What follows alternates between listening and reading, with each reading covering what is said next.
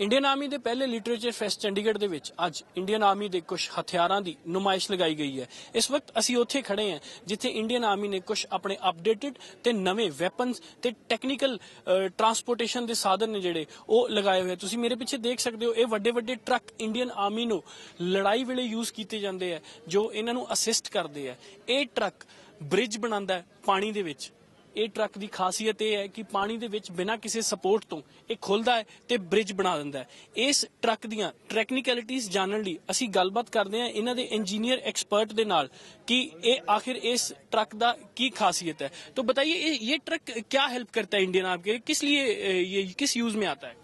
ये हम लड़ाई के दौरान जैसे हमारे आर्मी के जितने भी टैंक्स है लड़ाई में हमें फायर बैंक में लेके जाना, लड़ाई के जहाँ पे नदी या नाला आ गया हम उसको क्रॉस कैसे करें, आर्मी को आप फायर बैंक में कैसे भेजें, तो जल्दी जल्दी से हम इसको इम्प्रूव करने के लिए इस ब्रिज का इस्तेमाल किया जाता है जिससे हम जल्दी आर्मी को फायर बैंक में भेज दी जाए। जल्दी से जल्दी बनने की क्षमता है, ये जल्दी बनता है।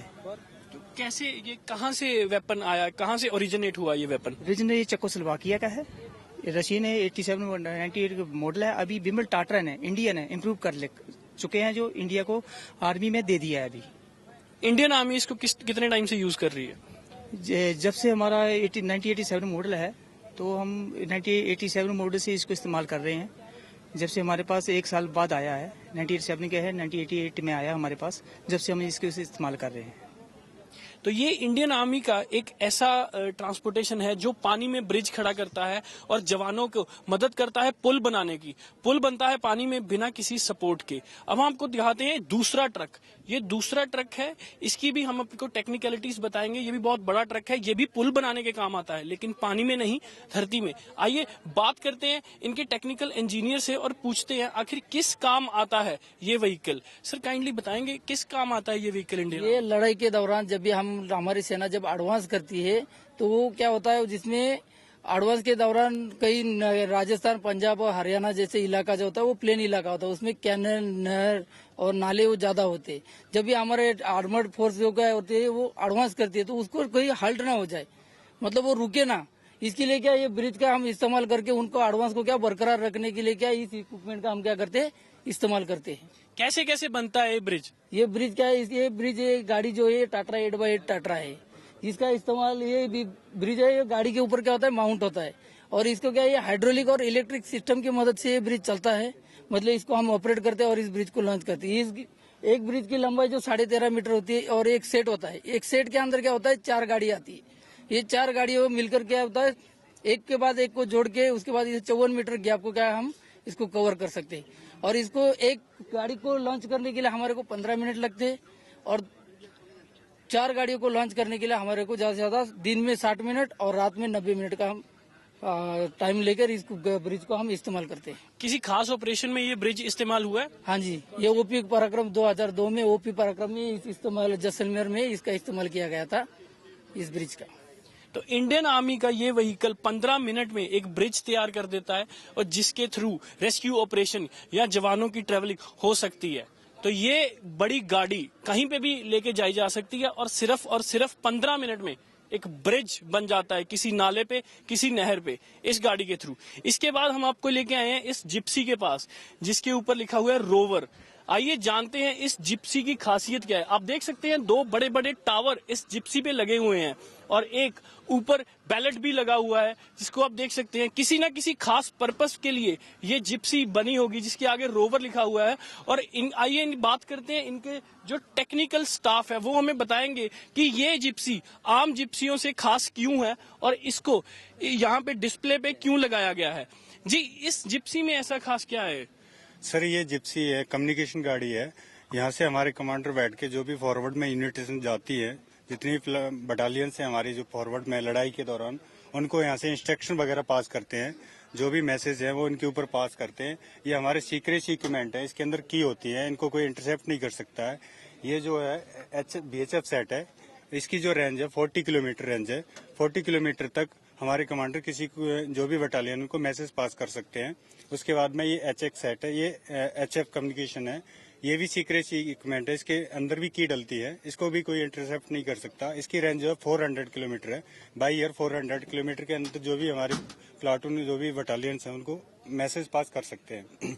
नेक्स्ट ये है इनमार्सेट सर, इसके अंदर सिविल डायलिंग है, इंटरनेशनल कॉलिंग है, इसके अंदर वर्ल्ड में कहीं पे भी आप इसके अंदर सिविल कॉल कर सकते हैं। ये सैटेलाइट के ऊपर चलता है, इसको इंटरसेप्ट कर सकते हैं, बट ये दो इक्विपमेंट है, इनको इंटरसेप्ट नहीं होते, ये सीक्रेट इक्विपमेंट है। ये वॉकी टॉकी है सर, इनकी रेंज जो 5 to 10 किलोमीटर है, इनको लोकल कम्युनिकेशन के लिए यूज करते हैं। मेन ये जो गाड़ी का मकसद है कि हमारे कमांडर यहाँ से बैठ के और जो भी हमारे बटालियंस आगे हैं उनको इंस्ट्रक्शन पास करना और यहाँ से ही पूरा कंट्रोल करना उनको।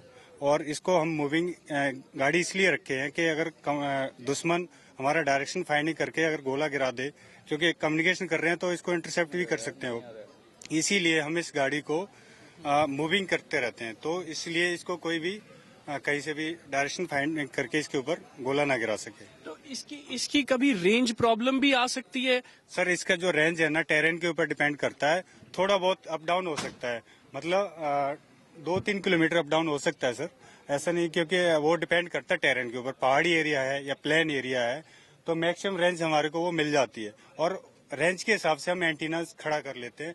जितनी हमारे को रेंज चाहिए होती है इसको हम 15 मीटर तक इसको और अप कर सकते हैं सर। मैन ये भी हमारा एंटीना जितनी हमारे को जरूरत पड़ती है उतनी रॉड लगाते हैं, जितनी हमारे को लॉन्ग कम्युनिकेशन करना है उस हिसाब से हम वही इक्विपमेंट यूज करते हैं। अगर 40 किलोमीटर करना है तो हम ये स्टार्स भी सेट यूज करेंगे, और ज्यादा रेंज ही हमारे को 400 किलोमीटर तक या और से भी लॉन्ग करना है तो ये HX सेट यूज करते हैं सर। ये HF कम्युनिकेशन है, लो फ्रिक्वेंसी के ऊपर हाई कम्युनिकेशन होता है सर, इसीलिए हम उसी हिसाब से हम अपना इक्विपमेंट यूज करते हैं। तो ਇਹ ਜਿਪਸੀ ਇੰਡੀਅਨ ਆਰਮੀ ਦੀ ਕਮਿਊਨੀਕੇਸ਼ਨ ਟ੍ਰੇਸ ਨਹੀਂ ਕਰਨ ਦੇਗੀ ਦੁਸ਼ਮਣ ਨੂੰ। ਦੁਸ਼ਮਣ ਚਾਹੇ ਕਿੰਨੀ ਵੀ ਕੋਸ਼ਿਸ਼ ਕਰ ਲੇ, ਪਰ ਇੰਡੀਅਨ ਆਰਮੀ ਦੇ ਆਫੀਸਰਸ ਦੀ ਉਹਨਾਂ ਦੀ ਇੰਟਰਨਲ ਕਮਿਊਨੀਕੇਸ਼ਨ ਜੋ ਇਸ ਵਹੀਕਲ ਥਰੂ ਹੋ ਰਹੀ ਹੈ ਉਹ ਟ੍ਰੇਸ ਨਹੀਂ ਹੋ ਸਕਦੀ। ਇਹਦੇ ਵਿੱਚ ਇਦਾਂ ਦੇ ਇਕਵਿਪਮੈਂਟਸ ਲੱਗੇ ਆ, ਇਹਨਾਂ ਦੇ ਕਮਿਊਨੀਕੇਸ਼ਨ ਸੋਰਸ ਲੱਗੇ ਆ ਜੋ ਕਿ ਟ੍ਰੇਸੇਬਲ ਨਹੀਂ ਗਏ, ਔਰ ਇਹਨੂੰ ਸਪੈਸ਼ਲੀ ਤਿਆਰ ਕੀਤਾ ਗਿਆ ਇੰਡੀਅਨ ਆਰਮੀ ਦੀ ਇੰਟਰਨਲ ਕਮਿਊਨੀਕੇਸ਼ਨ ਵਾਸਤੇ। ਆਓ ਹੁਣ ਤੁਹਾਨੂੰ ਦੂਸਰੇ ਪਾਸੇ ਲੈ ਕੇ ਚੱਲਦੇ ਹਾਂ, ਹਥਿਆਰਾਂ ਵਾਲੀ ਸਾਈਡ ਤੇ। कारगिल ਦੀ ਜੰਗ ਤੋਂ ਬਾਅਦ ਇੰਡੀਅਨ ਆਰਮੀ ਦੇ ਵਿੱਚ ਕੁਝ ਵੈਪਨ ਇੰਸਟਾਲ ਕੀਤੇ ਗਏ, ਕੁਝ ਨਵੇਂ ਹਥਿਆਰ ਲਿਆਂਦੇ ਗਏ। ਹੁਣ ਅਸੀਂ ਇਸ ਵਕਤ ਵੈਪਨਸ ਦੇ ਸਟਾਲ ਤੇ ਖੜੇ ਹਾਂ ਜਿੱਥੇ ਇੰਡੀਅਨ ਆਰਮੀ ਨੇ ਆਪਣੇ latest weapon, upgraded weapon display ਤੇ ਰੱਖੇ ਹੈ, ਤੇ ਇਹ ਹੈ ਇੰਡੀਅਨ ਆਰਮੀ ਦਾ ਪਹਿਲਾ ਵੈਪਨ। ਆਓ ਇਹਦੇ ਬਾਰੇ ਜਾਣਦੇ ਹਾਂ ਆਖਿਰ ਕੀ है ਇਹ ਤੇ ਕਿਸ ਤਰ੍ਹਾਂ ਇਹਨੂੰ ਵਰਤਿਆ ਜਾਂਦਾ है। ये सर सबसे पहले क्या था, हमारे पास इंडियन आर्मी के अंदर RCL गन होती थी एंटी टैंक के लिए। RCL गन इतनी कारगर या ज्यादा इफेक्टिव नहीं थी, और इन्फेंट्री की पावर एंटी टैंक काबिलियत को बढ़ाने के लिए मेन रशियन से हमने ये लॉन्चर लिए जिसे हम कहते हैं ATGM, anti tank guided missile launcher होता है। इसके ऊपर मिसाइल को लोड करके 2 किलोमीटर तक हम टैंक को डिस्ट्रॉय कर सकते हैं। ये टैंक को पूरा डिस्ट्रॉय करने की कैपेबिलिटी इसके अंदर है।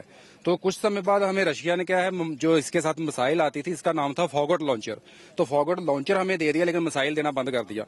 तो उसी को देखते हुए इंडिया का जो BDL Bharat dynamic limited Hyderabad है उसने इसके ऊपर कुछ मॉडिफिकेशन करके एक रैंप लगा दिया और इसका नाम कर दिया फ्लेम मार्क 2, और साथ में इंडिया ने अपना एक मिसाइल बनाया जिसका नाम था मिलान मिसाइल, जो कि 2 किलोमीटर तक इफेक्टिव रेंज है उसका, और 2 किलोमीटर टैंक को हम उससे डिस्ट्रॉय कर सकते हैं। ਸੋ ਟੈਂਕ ਨੂੰ ਡਿਸਟਰੋਏ ਕਰਦੀ ਹੈ ਇਹ ਮਸ਼ੀਨ। ਦੁਸ਼ਮਣ ਦਾ ਟੈਂਕ ਇਸ ਮਸ਼ੀਨ ਦੇ ਅੱਗੇ ਨਹੀਂ ਖੜ ਸਕਦਾ। ਆਓ ਹੁਣ ਤੁਹਾਨੂੰ ਦੂਸਰੇ ਵੈਪਨ ਵੱਲ ਲੈ ਕੇ ਚੱਲਦੇ ਹਾਂ। ਤੁਸੀਂ ਦੇਖ ਸਕਦੇ ਹੋ ਕਿ ਕਿਵੇਂ ਇਹ ਵੈਪਨ ਤਿਆਰ ਖੜਾ ਹੈ ਚੱਲਣ ਲਈ ਅੱਗੇ, ਤੇ ਆਓ ਇਹਦੇ ਬਾਰੇ ਜਾਣਦੇ ਹਾਂ ਆਖਿਰ ਕਿਵੇਂ ਚਲਾਇਆ ਜਾਂਦਾ ਹੈ ਤੇ ਕੀ ਹੈ, ਕਿਸ ਤਰ੍ਹਾਂ ਯੂਜ਼ ਕੀਤਾ ਜਾਂਦਾ ਹੈ। सर इसका नाम है 81 mm मोटर।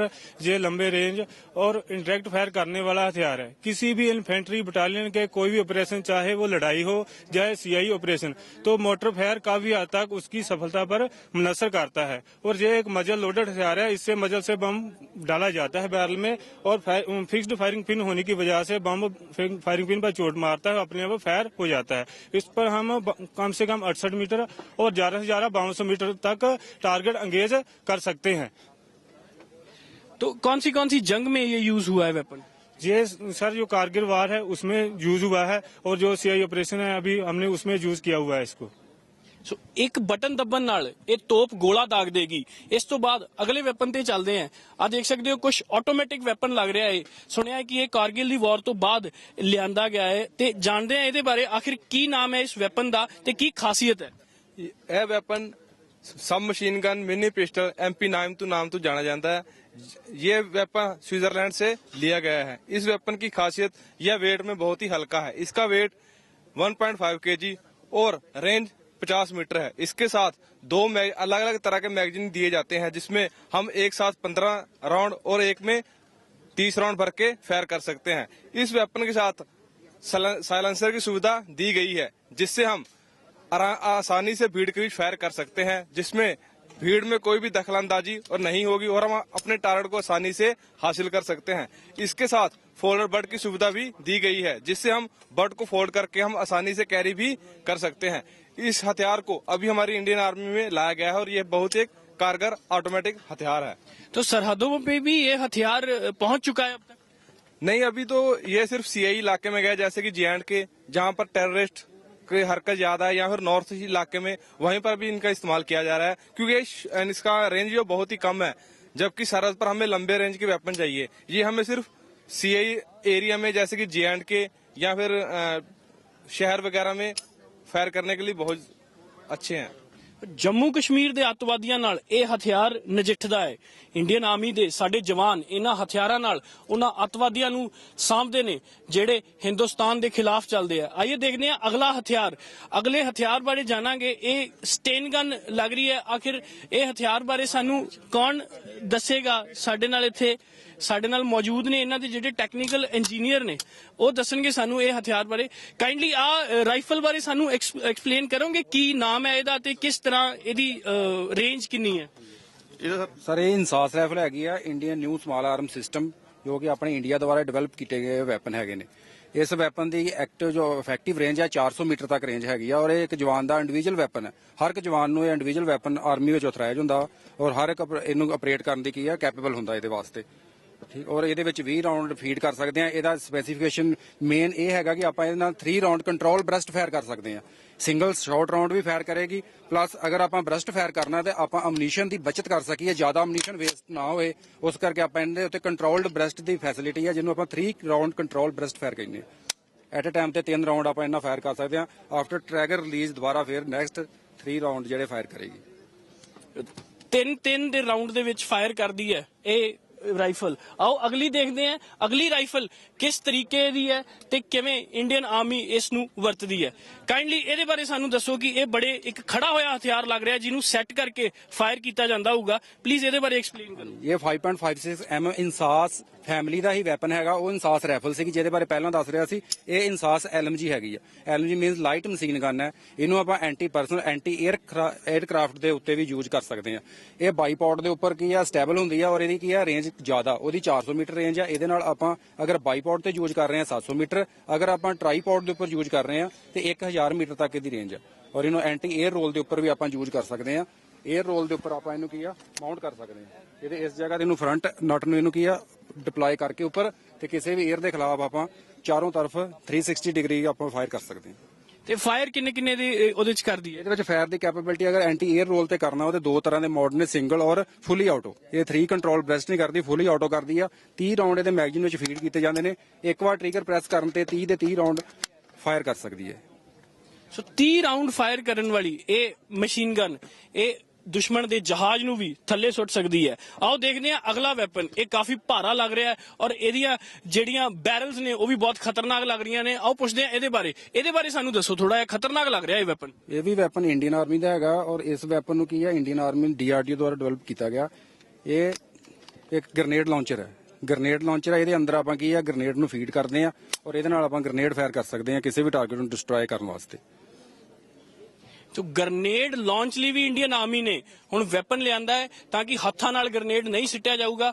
ਗ੍ਰਨੇਡ ਲਈ ਵੀ ਵੈਪਨ ਅਲੱਗ ਇਸ਼ੂ ਹੋ ਚੁੱਕਿਆ ਹੈ। ਤੇ ਆਓ ਅਗਲਾ ਵੈਪਨ ਦੇਖਦੇ ਹਾਂ। ਇਹਦੀ ਜਿਹੜੀ ਮੈਗਜ਼ੀਨ ਹੈ ਉਹ ਵੀ ਬਹੁਤ ਇੰਟਰਸਟਿੰਗ ਹੈ ਔਰ ਇਹ ਲੱਗ ਰਿਹਾ ਕਿ ਇਹ ਘੁੰਮਦੀ ਹੋਊਗੀ ਚੱਲਣ ਲੱਗੇ। ਆਖਿਰ ਇਹ किस तरह चलता है वेपन ते किवें मार करता है दुश्मन ते? ये हथियार 40 mm multi shot grenade launcher है। ये इंडियन आर्मी में न्यू जनरेशन के इक्विपमेंट में शामिल किया गया है। इस हथियार के साथ हम 6 प्रकार का मिशन फायर कर सकते हैं और ये इसके हथियार के साथ हम एरिया टारगेट और पॉइंट टारगेट को दोनों को बर्बाद कर सकते हैं। ये हथियार के अंदर क्या है 6 ग्रेनेड लोड होते हैं जो कि क्या रिवॉल्वर टाइप है।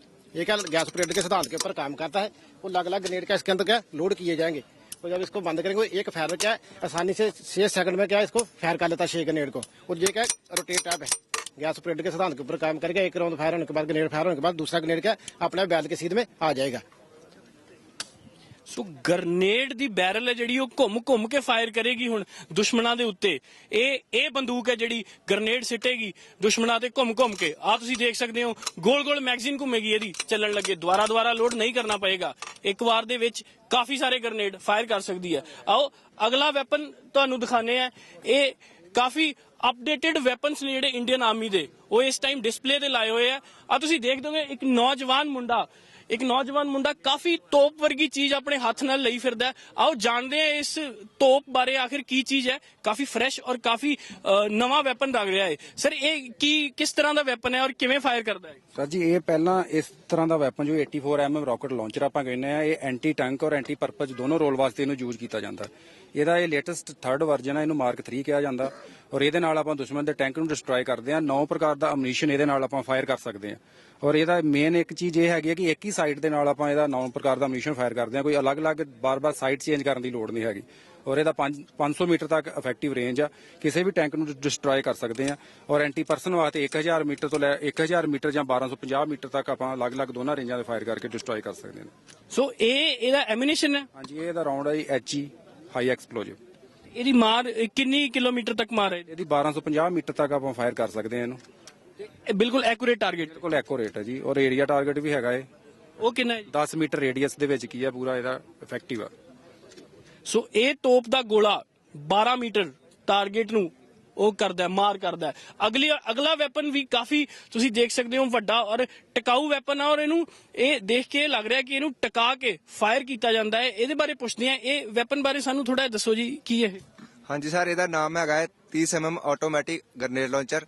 ਇਹਦਾ ਜਿਹੜਾ ਕੁਤਰ ਹੈ ਅੱਗੇ 30mm ਹੈ ਔਰ ਇਹਦੇ ਵਿੱਚ ਇੱਕ ਗਰਨੇਡ ਫਾਇਰ ਹੁੰਦਾ ਹੈ ਜੋ ਕਿ ਇਹਦੇ ਉੱਪਰ ਇੱਕ 30 ਗਰਨੇਡ ਦਾ ਬੈਲਟ ਬਾਕਸ ਲੱਗਦਾ ਹੈ ਔਰ ਇਸ ਦੇ ਉੱਪਰ ਬੈਲਟ ਫੀਡ ਕਰਕੇ ਔਰ ਦੁਬਾਰਾ ਇਥੋਂ ਇਹਨੂੰ ਚਾਰਜ ਕੀਤਾ ਜਾਂਦਾ ਹੈ ਔਰ ਇਹ ਟ੍ਰਿਗਰ ਪ੍ਰੈਸ ਕਰਨ ਨਾਲ ਗਰਨੇਡ ਫਾਇਰ ਹੋ ਜਾਂਦਾ ਹੈ ਔਰ 7 ਮੀਟਰ ਰੇਡੀਅਸ ਦੇ ਵਿੱਚ ਕੋਈ ਵੀ ਇਨਸਾਨ ਜਾਂ ਕੋਈ ਵੀ ਟਾਰਗੇਟ ਹੋ ਉਹਨੂੰ ਬਰਬਾਦ ਕਰ ਦਿੰਦਾ ਹੈ ਔਰ ਇਹਦੇ ਨਾਲ 1700 ਮੀਟਰ ਦੂਰ ਤੱਕ ਅਸੀਂ ਗਰਨੇਡ ਜਿਹੜਾ ਫਾਇਰ ਕਰ ਸਕਦੇ ਹਾਂ।